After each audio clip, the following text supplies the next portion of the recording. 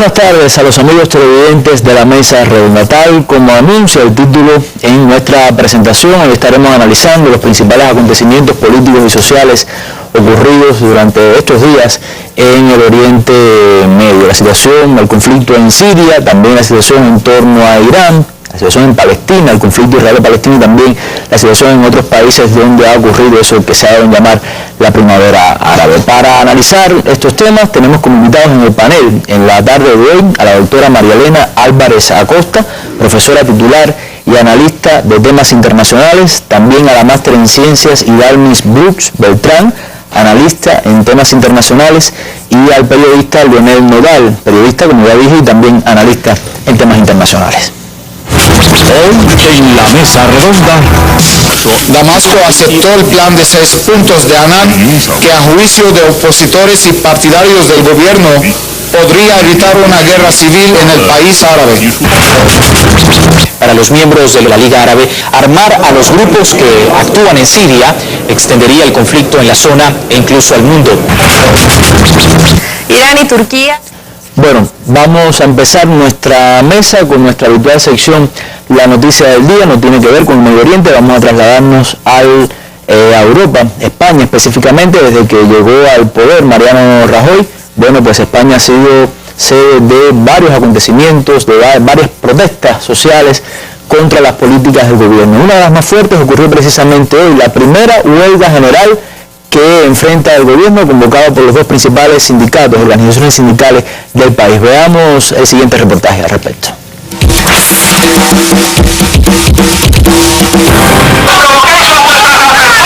Impedir la apertura de los grandes centros comerciales ha sido la batalla a las 10 de la mañana en las grandes ciudades. Los incidentes más graves en Pamplona. Muchos locales han cerrado ante la presión de los piquetes, aunque luego han vuelto a abrir.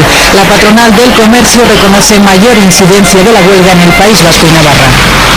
Los bicipiquetes se han estrenado en esta huelga en Madrid y en otras ciudades. La Puerta del Sol y la Comercial Calle Preciados blindadas por la policía en la hora de apertura de los comercios. Pero vamos, que ¿dónde está? Que no se puede circular por la ciudad de Madrid libremente. En general, los mayores problemas para los comercios del centro de las ciudades, que pasado el mediodía recuperaban la normalidad. Cuando se pasen, volveré a abrir. Es lo único que puedo hacer. En Badajoz, los cerrajeros han descubierto nuevas técnicas de sabotaje. Palillo y pegamento para que ese palillo no se pueda sacar. Según la Asociación de Autónomos ATA, solo el 17% de los negocios ha cerrado. El seguimiento es mínimo en los bares y restaurantes, según la Federación Española de Hostelería. Un día normal tirando a un poquito más que lo normal. En los bancos, los sindicatos dicen que secunda el paro un 35% y la Asociación de la Banca habla de repercusión mínima. Los piquetes han quemado la basura a las puertas de la Bolsa de Barcelona. El seguimiento ha sido desigual en los mercados de abastos, pero con menos afluencia de compradores. Los principales periódicos han sacado ediciones reducidas. De las televisiones públicas, Telemadrid ha suspendido sus emisiones. En Radio Televisión Española, la huelga general ha provocado cambios en la programación, con la sustitución de programas en directo por grabados. Los servicios informativos se están emitiendo con los trabajadores en servicios mínimos y los que han decidido trabajar. Los sindicatos mayoritarios, Comisiones Obreras y UGT, cifran en un 85% el seguimiento de la huelga en la universidad. En la enseñanza pública no universitaria, los sindicatos dicen que el 70% de los profesores han secundado el paro. De la enseñanza privada dicen que lo han hecho el 45%. Por el contrario, la patronal de colegios privados reduce el seguimiento al 1,2%. En Madrid, grupos de estudiantes han recorrido el centro de la ciudad para protestar. Que queremos un futuro, que queremos trabajar, que queremos un trabajo digno y una vida digna. Bueno, no es la primera gran protesta popular que enfrenta el gobierno de Mariano Rajoy, pero sí la primera huelga general. Hay una información publicada en el sitio web cubano Cuba Debate que dice que la policía española ha detenido a 176 personas durante la huelga general contra la reforma laboral que se celebró hoy en ese país, en el país ibérico, en una jornada en la que se han contabilizado 104 heridos, 54 de ellos policías, según una fuente oficial. Ya actualizada, complementada la noticia del día en la tarde de hoy, les propongo pasar ya al tema que nos ocupa en la tarde de hoy en la Mesa Redonda.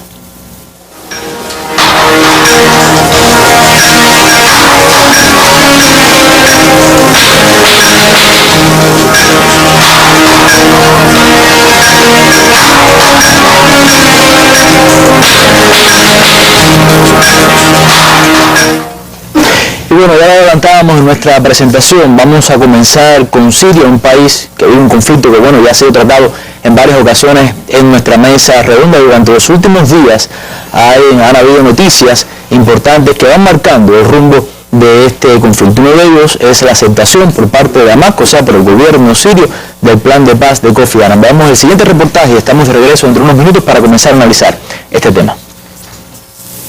China, al igual que Rusia, expresó su respaldo a la misión del exsecretario general de las Naciones Unidas, Kofi Annan, en Siria.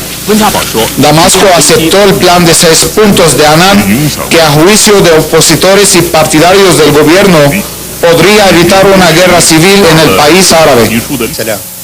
Kofi Annan es un enviado de paz que busca solucionar la crisis con el apoyo de todas las partes. Apoyamos su esfuerzo, que creemos no dará resultados si Occidente sigue apoyando con dinero y armas a la oposición. Respaldamos el plan de 6 puntos de Annan, que si logra el apoyo suficiente para aplicarlo en la práctica podría evitar el derramamiento de más sangre siria y nos ayudaría a alcanzar nuestras demandas legítimas de un cambio democrático. Moscú y Beijing, que respaldan la labor de Annan, promueven una solución basada en el rechazo a una intervención armada en Siria, una postura agradecida por los sirios que abogan por el diálogo para superar la crisis. Estamos a favor de cualquier esfuerzo encaminado a superar la violencia armada, razón por la cual agradecemos la postura de Rusia y China, que defiende el derecho del pueblo sirio de definir su propio futuro sin injerencia extranjera. Nosotros los sirios somos capaces de resolver nuestros propios problemas.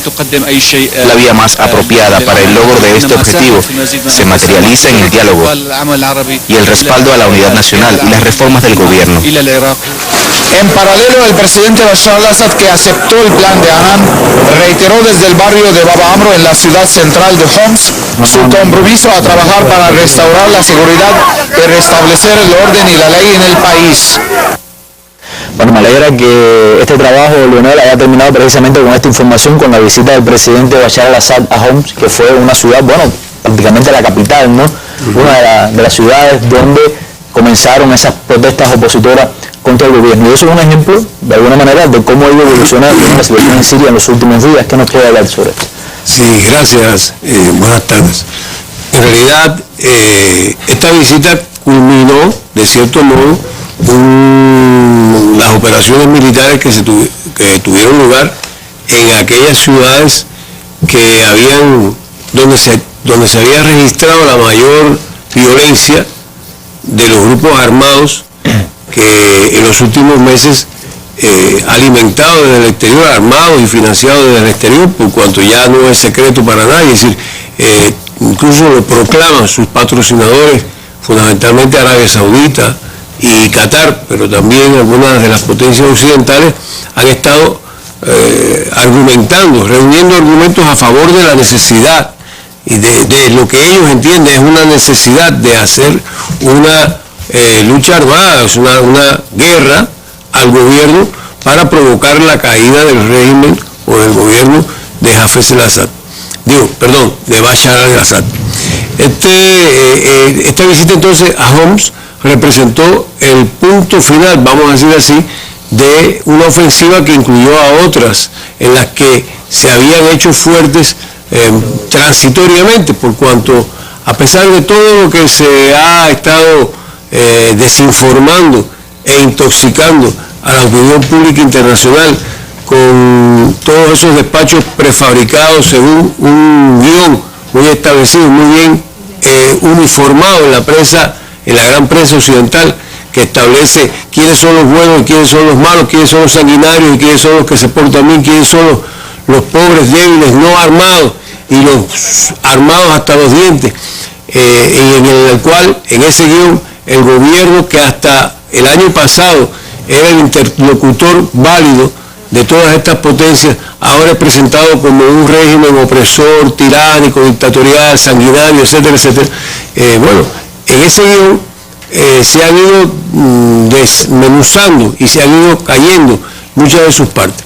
Por fin, no solo se trata, la visita por tanto de Bashar al-Assad a Homs tiene un valor simbólico. Lo real, lo concreto, es que lo que esperaba Occidente, lo que esperaba Estados Unidos, Inglaterra, Francia, la OTAN, que hubiera un deterioro rápido de la situación que permitiera una fácil, cómoda y poco costosa intervención militar en Siria, al igual que lo hicieron en Libia, aquí no se cumplió. Y no se cumplió por razones muy concretas. En primer lugar, la oposición interna que supuestamente está ahora armada no es lo que ellos pintan en sus reportajes, lo que han tratado de construir con todos estos reportajes. Se ha desinflado. Está replegada, o sea, por el hecho de que el presidente haya ido a una ciudad que era símbolo de esa oposición, bueno, demuestra precisamente eso, ¿no?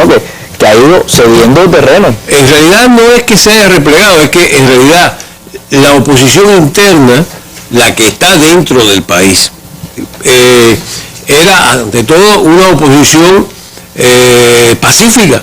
Muchos de los que protestaron en los primeros momentos no estuvieron dispuestos ni pensaron en tomar armas para combatir al gobierno, simplemente como en cualquier otro país árabe en estos últimos meses, en este último año y poco, salieron algunos manifestantes a presentar demandas económicas, políticas, de reformas, etcétera, reclamos. Y aquellos reclamos fueron, de cierto modo, rápidamente, aunque quizás en un primer momento el gobierno le resultó chocante, rápidamente fueron aceptados, fueron tomados en cuenta y se aprobaron una serie de reformas. Y individuos que salieron a protestar y que a lo mejor entraron en confrontación con las fuerzas del orden, también fueron encarcelados y fueron liberados mediante una indemnización, una amnistía.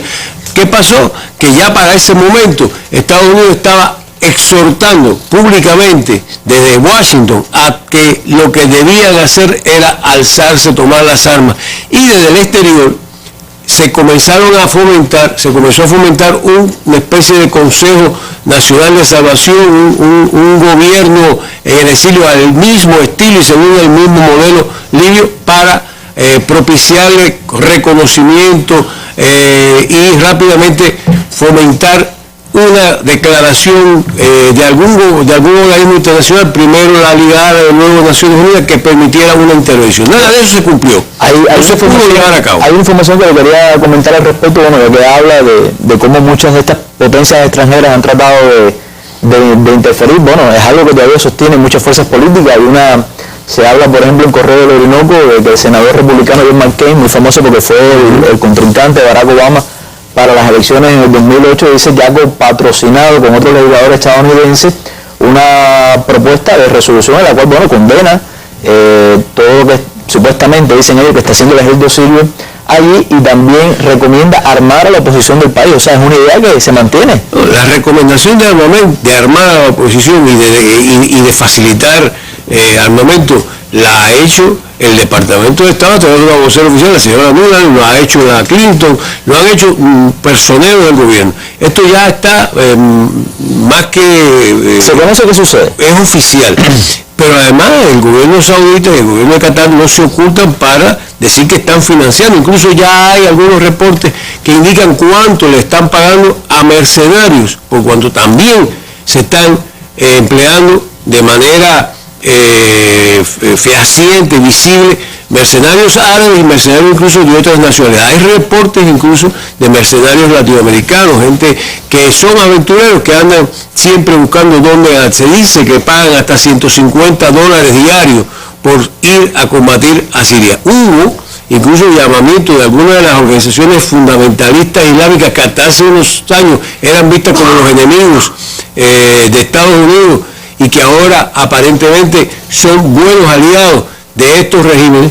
En Libia pasó lo mismo, Al-Qaeda, la famosa Al-Qaeda que tanto ha dado que hablar, ahora ha hecho un llamamiento a muchos de sus combatientes, a sus combatientes en Área para que vayan hacia Siria.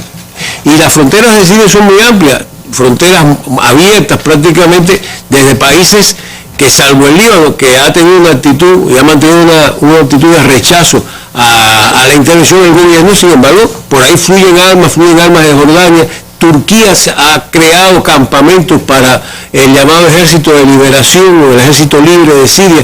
Están hablando continuamente de las deserciones que no se llegan a producir. Yo decía que si no que la visita de Bashar al-Assad a Homs tuvo un valor simbólico por cuanto lo real, lo concreto, lo que ha permitido que en un año prácticamente de gestiones de todo tipo para tratar de sacarlo del poder, esto no haya prosperado, es que simplemente en el interior de Siria hay apoyo mayoritario de la población, reconocido por los analistas más objetivos, a su administración, a su gobierno, de todas las minorías y de una buena parte de la mayoría sunita que se suponía que se opondría al gobierno que es de minoría alauita chiita. Pero se puede resumir que lo que está sucediendo es que hoy los pocos bastiones que quedan de la oposición están como que cayendo. Se puede decir, porque cuando uno lee las noticias es eso, ¿no? Se habla de un repliegue. El ejército entró en tal ciudad. Se habla de un repliegue, también se habla de que los han liquidado. Pero son bandas, son grupos. La prensa española, la prensa norteamericana da detalles de cómo son individuos mal armados, mal entrenados, desorganizados, sin un mando único, divididos. Pero también el sector económico, el sector comercial, el sector industrial le ha dado su respaldo a la autoridad central del gobierno y el gobierno se ha mantenido firme, ha logrado la estabilidad, porque además incluso algunos países de la región entienden que es preferible una Siria estable con Bashar al-Assad, donde cualquier cambio tenga lugar de manera pacífica, negociada mediante el diálogo político como el que se ha planteado, y no mediante un derrocamiento violento y un desbarajuste que no se sabe hasta dónde puede llegar. Bueno, pero para seguir en esta línea yo les propongo ir al Centro de Operaciones Internacionales. Ahí está nuestra colega Irma Shelton, que ha establecido contacto telefónico con el corresponsal de Prensa Latina en Siria para que nos hable de cuál es la percepción que tiene la sociedad siria, los sirios, sobre la evolución de este conflicto en estos últimos días. Muy buenas tardes, Irma. Sí, ya tenemos en la línea telefónica a Martín Hatchum, corresponsal de Prensa Latina en Siria. Hatchum, nos gustaría comenzar esta pequeña entrevista con la percepción popular que has podido captar de la evolución del conflicto en ese país árabe. Mira, aquí ya el pueblo sirio se siente bastante cansado. Está agotado, está exhausto por esta violencia armada y terrorista, y realmente lo que desean es la paz. Tú hablas con la gente en la calle y eso es lo que te reiteran constantemente. Y existe pues una predisposición a que siga esta violencia, que cada vez cobra más vidas humanas, principalmente de civiles desarmados. Por ejemplo, hace poco en Homs hubo 2 masacres contra familias alauíes en 2 barrios, y realmente esto conmocionó a toda la nación siria, ya sean sunitas, chiitas, cristianos, alauíes.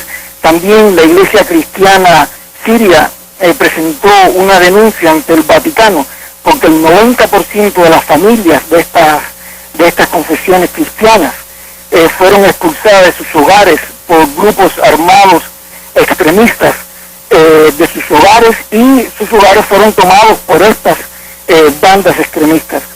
El Vaticano tomó nota de esto, y la agencia de información de la Santa Sede, de nombre Fides, pues divulgó esta denuncia de la jerarquía cristiana siria. Hatchum, ¿hasta dónde ha afectado este conflicto la economía nacional y la economía familiar? Bueno, mira, te voy a empezar ilustrando con lo que me dijo un vecino, comentándome sobre cómo esta violencia armada y terrorista está afectando la economía nacional y la economía de las familias sirias. Él me comentó simplemente, me dijo una frase realmente fuerte, me dice: mira, toda esta violencia está arruinando mi país. Por ejemplo, en Idlib, que es una de las provincias que más afectada ha sido por la violencia armada y terrorista, las escuelas, prácticamente todo el sistema de enseñanza ha sido paralizado. Alrededor de 90 escuelas y centros escolares escolares han sido destruidos por los grupos armados terroristas y han ocasionado pérdidas por casi 200 millones de liras sirias. Esto llevado a la equivalencia en dólares, lógicamente es mucho menos, son alrededor de $50.000, pero en términos de monetario sirio se acercan a los 200 millones de liras.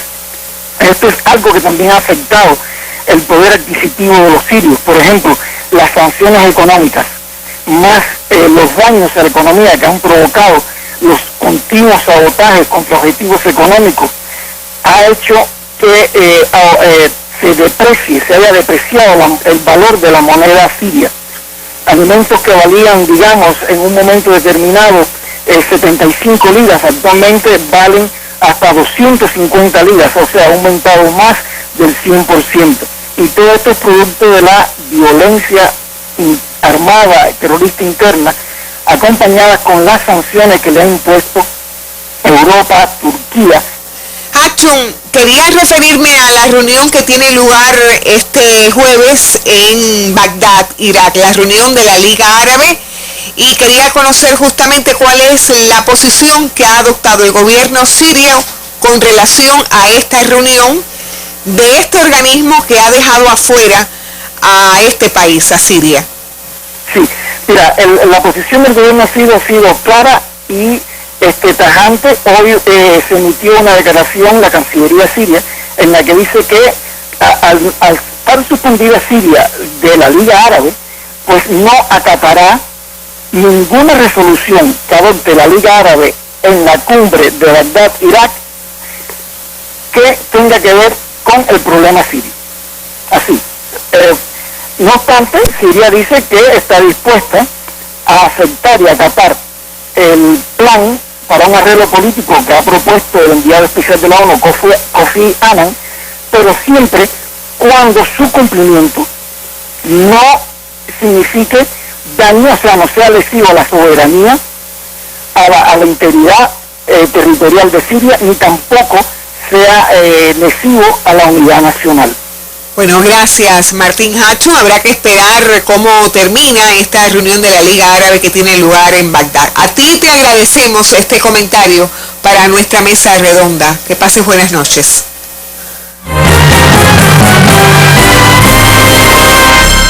Bueno, precisamente sobre esa cumbre de la Liga Árabe en Irak estaremos hablando también dentro de unos minutos en nuestra mesa redonda. Volvamos a Siria. Y yo, antes de comenzar contigo, estaba leyendo una noticia que me recordaba mucho, con lo que estaba analizando Leonel. Yo no sé si de alguna manera, si es porque ya está casi derrotada esa fuerza militar interna que de alguna manera se comienza a desvirtuar ya por parte de las propias instituciones que en algún momento las exalzaron. Dice la representante especial del secretario general de la ONU para los niños en conflictos armados, confirmó el pasado lunes que ha recibido denuncias de que la oposición siria recluta a menores como combatientes. Eso de alguna manera ya refleja, ¿no?, la calidad y las intenciones de qué se trata, ¿no?, de quiénes estamos hablando, como dice a veces la profesora Marielena. Pero estamos hablamos sobre la oposición interna. Ahora, la oposición externa, que yo creo que es la más notable de alguna manera, Irani, hace poco se celebró una nueva conferencia llamada Amigos de Siria, que pasó muy inadvertida, yo creo que en los medios. No sé qué opinión tú tienes, qué se habló allí, qué se acordó o qué no se acordó. Sí, buenas noches, Oliver. Bueno, realmente lo que se celebró fue una reunión previa de la oposición a una que va a tener lugar el 1 de abril también en Turquía, que es esta de los Amigos de Siria.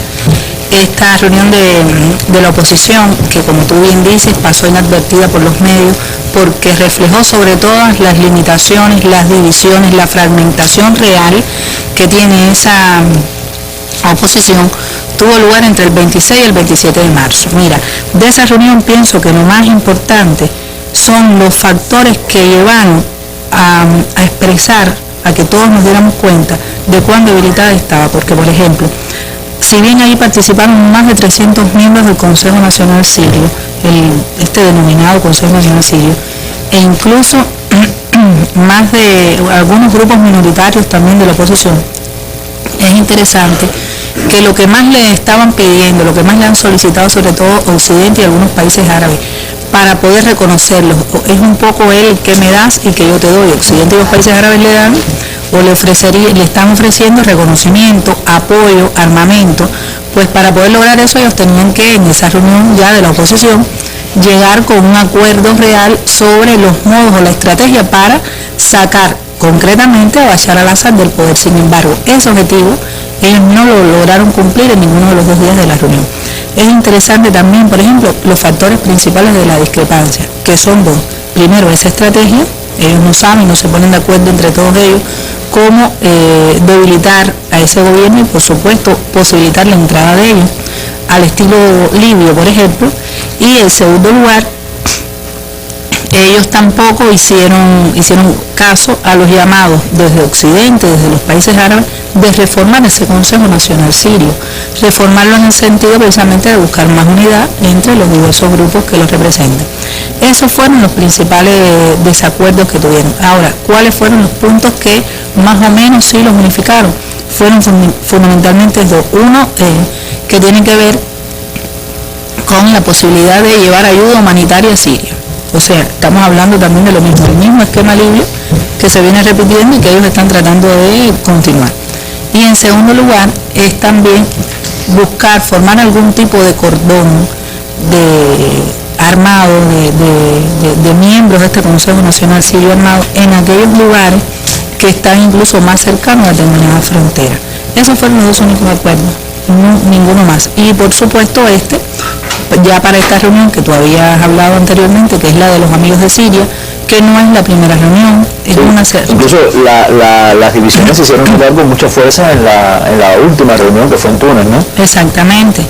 Pero si bien en esa que tuvo lugar en Túnez, recordemos, por supuesto, ¿quiénes son los amigos de Siria? Los amigos de Siria son más o menos 50 países, fundamentalmente Occidente y países árabes.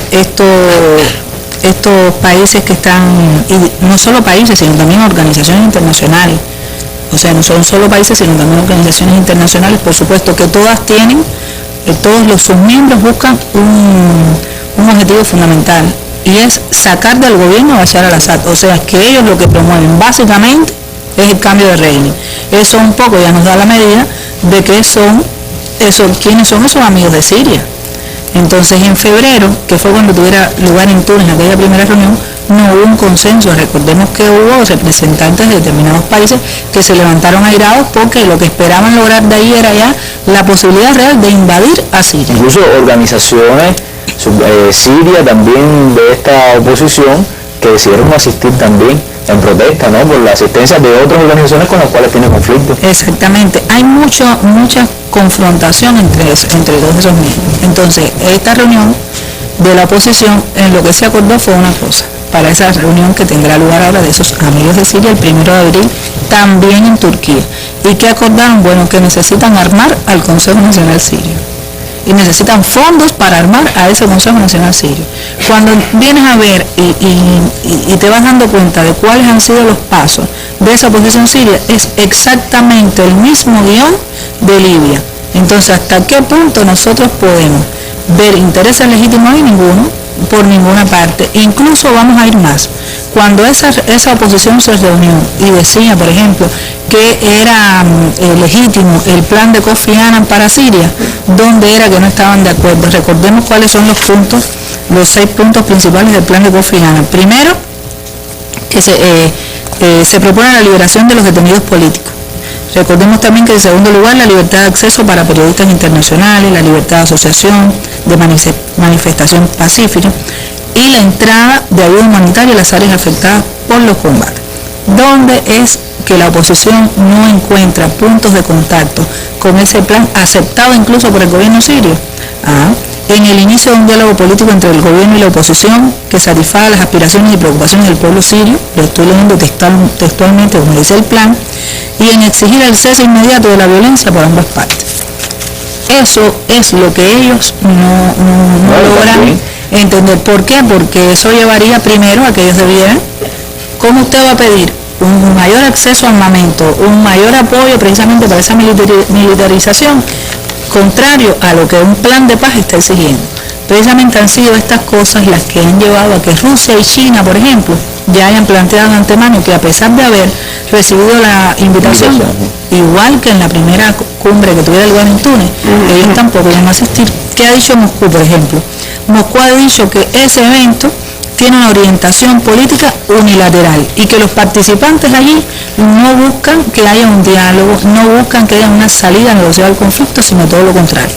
Y que por tanto a ese tipo de reunión ellos no pueden asistir. No, y se contrapone también porque la principal exigencia de ellos no la comprende el plan de Kofi Annan, que es la dimisión, la salida del poder inmediatamente del presidente Bashar al-Assad. Lo que sí están en contra de una propuesta que va ganando terreno en el contexto internacional, ¿no es así? Porque precisamente lo que se trata eso es del diálogo entre el gobierno y la oposición y llegar a puntos en común. Incluso hay contradicciones manifiestas entre esa oposición interna y esa oposición que está en el extranjero. Todas esas cosas se están dirimiendo precisamente en este momento. ¿Qué ha dicho China, por ejemplo, que también ha rehusado ir? Dice, no podemos asistir allí donde las decisiones de la comunidad internacional, que lo que deben hacer sea aliviar la situación, promover el diálogo, resolver disputas y mantener la paz, no sea lo que esté buscando un grupo precisamente de amigos de ese país. Por lo tanto, más o menos así se está moviendo la oposición siria, que lo que quiere es una escalada mucho mayor en ese conflicto. Sí, y además que el nombre también de esta reunión es bastante cuestionable también, amigos de Siria, habrá que ver. Yo pienso que es de alguna manera un cinismo también. Ahora, qué bueno que llego a usted, profesora María Elena, porque le quiero repetir una pregunta, tomando en cuenta la actualización que ha tenido la situación, que le hice. Creo que con esa pregunta terminamos una mesa anterior. Han sucedido muchas cosas. Bashar al-Assad, el presidente, llega a un bastión de la oposición, hace una entrada triunfante, de alguna manera se puede decir. El presidente Barack Obama aceptó, por lo menos así lo dijo en Seúl, el plan de Kofi Annan. Entonces, se está inclinando la balanza a favor de Siria, de Rusia y de China, de forma ya, vamos a decir, irreversible. Bueno, parece que hasta el momento sí, pero voy a ir a los pelos. Todo lo que se ve no es lo que parece. Yo creo que sí, que ha habido una inclinación importante. Sobre todo, vamos a verlo desde lo interno y también desde lo externo, en lo que refería Yalmis sobre el plan de Kofi Annan. Yo quería decir, no se puede olvidar que tal vez se incluye una misión de Naciones Unidas. También en una mesa deberíamos explicar qué han sido las misiones de Naciones Unidas, sobre todo las de África, lo que han ocasionado. Pero si vamos a los aspectos en los que está de acuerdo la oposición, aunque después voy a retomar la idea, pues son todo aquello que da facilidad de entrada, de no control. Ahora bien, desde el punto de vista interno, hasta el momento, fíjate, hasta el momento, bueno, el gobierno aceptó el plan. Sin embargo, se le critica que no hay un calendario. Bien, que el gobierno lo declara, pero sigue haciendo lo que no debe hacer. Se le plantea que sigue asesinando, y tú decías que Obama aceptó el plan, yo lo iba a decir después, pero lo quiero decir ahora. Ahora fíjate más o menos las palabras de Obama cómo fueron. Hemos acordado apoyar la misión de Kofi Annan, sus gestiones para poner fin al derramamiento de sangre y crear un mecanismo que permita tener en Siria un gobierno legítimo. Él está apoyando eso, pero se considera que este gobierno es ilegítimo. Entonces, esto nos da una primera idea. El gobierno ha dicho que sí, sin embargo, se cuestiona ese sí y todo lo que ha hecho. Y esto justificaría, entonces, la acción de la oposición y de esos amigos del país a los que me voy a referir después brevemente. Ahora, esta oposición desde fuera, vamos a decir, mientras Yalmin hablaba, yo pensaba, miren, compañeros, la oposición libia no está unida. Lo que al mes estaban cayendo las bombas de la OTAN. Y Siria, y ahí donde está el cambio, Oliver, no es total, pero el cambio, no se le impuso una zona de exclusión aérea. No, y las fuerzas de Gaddafi llegaron a Benghazi también, a las puertas de Benghazi. Y ahí empezaron los bombazos. Entonces, este elemento no se puede olvidar. Por eso, esa oposición está pidiendo armas. Porque no han logrado el guión, y como ha habido desde el punto de vista externo, que voy a pasar a inmediatamente, una postura que no legitimó, por lo menos violar una resolución sobre Siria, porque se vetó, entonces ahora se ven las diferencias. Desgraciadamente, en el caso de Libia, y discúlpenme que haga esta digresión, las diferencias se están viendo ahora, por eso el país está estallando en pedazos. O sea, no es que esta esté más dividida que aquella, yo creo que aquella estaba hasta más dividida, lo que pasa es que el contexto fue otro. Ahora que la oposición, bueno, ¿qué oposición? La oposición de adentro, los partidos que existen están de acuerdo en el plan. Un plan porque ese gobierno y esa oposición interna, yo lo dije aquí una vez, que durante muchos años ha repartido las cuotas de poder. Y por eso en ese país donde cristianos, sunitas mayoritarios, alauitas y otras minorías, no han habido grandes problemas. No, ahora es que ha habido una dictadura y que no sé qué, pero indudablemente las cuotas de poder han estado bien repartidas. Sin embargo, ese grupo desde el exterior coincide en su lenguaje con las potencias, los derechos humanos, la necesidad de que Sadat salga, y si Sadat no sale, como dice Barack Obama, la necesidad de un gobierno legítimo, pues entonces ellos no conversan. Y entonces, hasta este momento, desde el punto de vista interno, todo indica que sí, que el gobierno ha avanzado. Por eso te decía, hasta el momento, pero ahora, Nodal lo decía, esos grupos se están armando. Hay mercenarios. Hay un elemento ahí que me llama mucho la atención ahora pensando, y es cierto que cuando se habla de oposición se refiere a la Armada, a esa oposición terrorista, como veíamos de reclusos hasta niños. Sin embargo, no se refiere a esos 7 partidos que ahora... No, porque la otra no es oposición para mí. O sea, para mí... Convenientemente no es oposición para los medios occidentales. Podríamos decir, desde el punto de vista politológico, que bueno, es un grupo que está en contra del gobierno, pero ¿qué pasa? Que este grupo está formado en el exterior, fundamentalmente está aupado desde el exterior, entonces hay que hacer la distinción de esa oposición, que yo no diría que es oposición a mayoría, que son grupos apoyados de fuera, con independencia de que incluye individuos adentro, pero que la mayoría además estaba en el exterior, y hay una oposición política interna que está de acuerdo con el proceso, y eso es muy bueno para el gobierno de Assad. Entonces, aquí otra cosa, Oliver, que parece que no se le está dando la importancia adecuada. Hay una propaganda muy fuerte que el gobierno sirio está cruzando a territorio de Líbano. Y entonces, porque hay muchos refugiados, porque está persiguiendo a los que están en contra de su gobierno, y esto es muy peligroso a futuro, porque esto pudiera entonces internacionalizar el conflicto sirio más allá de la frontera, además en un país como Líbano, que todos sabemos y hemos analizado en esta mesa los intereses que hay. Entonces, desde el punto de vista externo, o sea, desde el punto de vista interno sí se ha avanzado, como tú me preguntabas. Que si la situación puede ser reversible, yo creo que sí.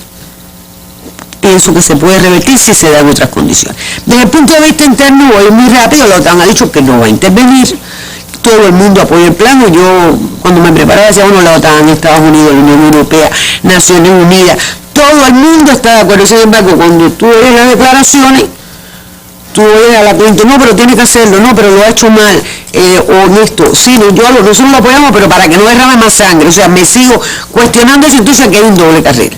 O sea, está el discurso público y entonces están las acciones que Estados Unidos está dejando un gran peso a los países de la región, a sus aliados de la región, pero por supuesto ellos dirigiendo. Ahora a mí me llamó mucho la atención, y lo comentaba hoy contigo, que Kofi Annan fue a Rusia y China a buscar apoyo para un plan que en la práctica es un plan que tiene como base los proyectos de Rusia y China cuando se opusieron a la intervención. Entonces esto parece que no, pero no da la medida que Naciones Unidas y la propia gestión de Annan, no la de él, sino como se está desarrollando la situación, es que Rusia y China son, parece, los que están torpedeando. Esto es una cosa que es muy débil, pero tú puedes decir, bueno, ¿y por qué Rusia y China? Porque están torpedeando. No. Tal vez es la visión que da, pero en la práctica hay coincidencia y ambos dijeron que sí. Entonces, Oliver, para finalizar, yo pienso que sí, que la balanza hasta el momento se ha inclinado, sobre todo por ese factor que yo decía, interno por el apoyo del pueblo, pero externo, porque no se ha permitido una resolución que se viole y que pueda fortalecer a esa acción, desde esa posición desde fuera, pero creo que no es momento todavía para decir que la situación es irreversible. Yo creo que sí se ha avanzado, pero hay que seguir de cerca porque hay mucho secretismo, hay mucho apoyo a grupos, y creo sobre todo que es verdad que hay años electorales en Estados Unidos, pero no creo que ellos se resignen a perder a Siria. Claro. Bueno, de todas maneras, cuando Irma Shelton hablaba con Martin Hatchum, el corresponsal de Prensa Latina en Siria, bueno, se adelantaba a uno de los temas que vamos a tratar también en la mesa redonda, y es la cumbre de la Liga Árabe que tuvo lugar en Irak. Veamos primero este material y después vamos con Leonel para analizar qué se dijo, qué se analizó en esta cumbre.